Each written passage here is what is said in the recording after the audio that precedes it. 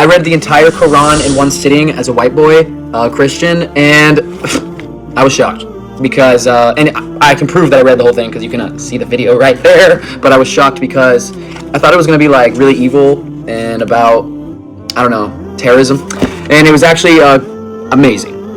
And the most peaceful thing I've, like, after finishing, I was just like, wow, I feel like I've had some questions answered about life. It literally says, ward off evil with good. Where did this notion come from that people think Islam is very, like, evil and aggressive and angry? Maybe it's because the news. I think it's because the news. Everything that's from the news is fake. The news is fake.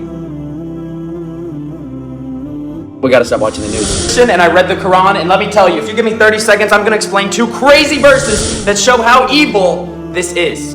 Verse number 1. Now go, attack the Amalekites, and destroy all that belongs to them. Do not spare them. Put to death men and women, children and infants, cattle and sheep, camels and donkeys.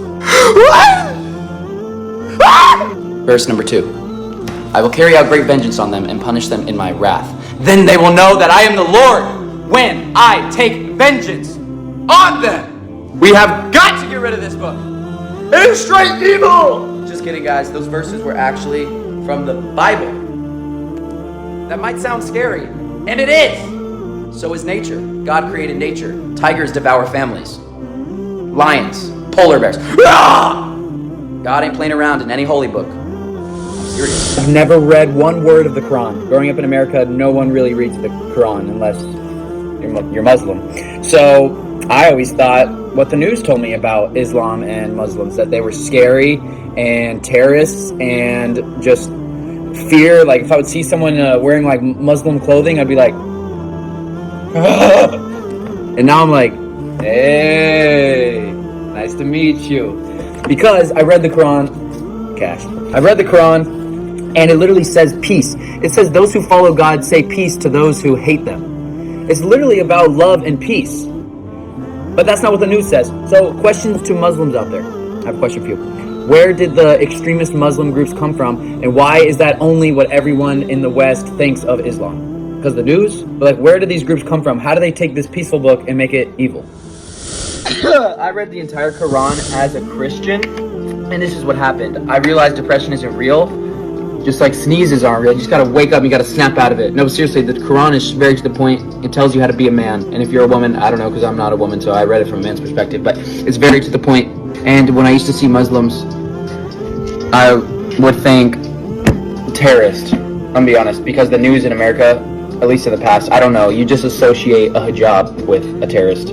Like, it's like a joke, but it feels real when you see a Muslim. Now, after reading the Quran, I see someone with a hijab, or I see someone praying at the airport, and I'm like, oh, they're like a Christian. Like, they're good people. It's funny how other people tell you about religions and you think you get to know it. No, they're good. Go read it for yourself. It's very similar to Christianity. We're all on the same team. A kingdom divided will fall. Islam is cracked. You wanna know why? Because wudu. I have to wear my shoes right now without any socks because I actually forgot socks, right? So I showered, I don't have socks, and my feet are all dirty. Frick, right? This is a problem that we all deal with, but it will be solved because at 1 o'clock, 2 o'clock, if you do a second prayer of the day, you'll wash your face, wash your hands, and you'll wash your feet.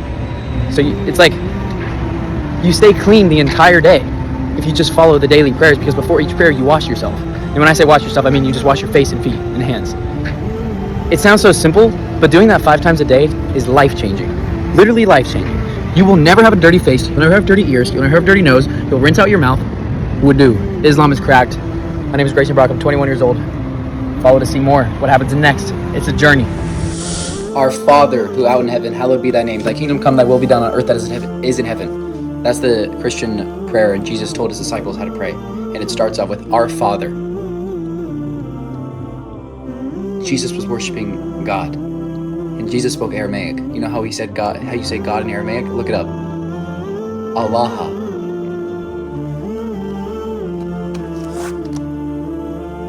This just might be the only religion left.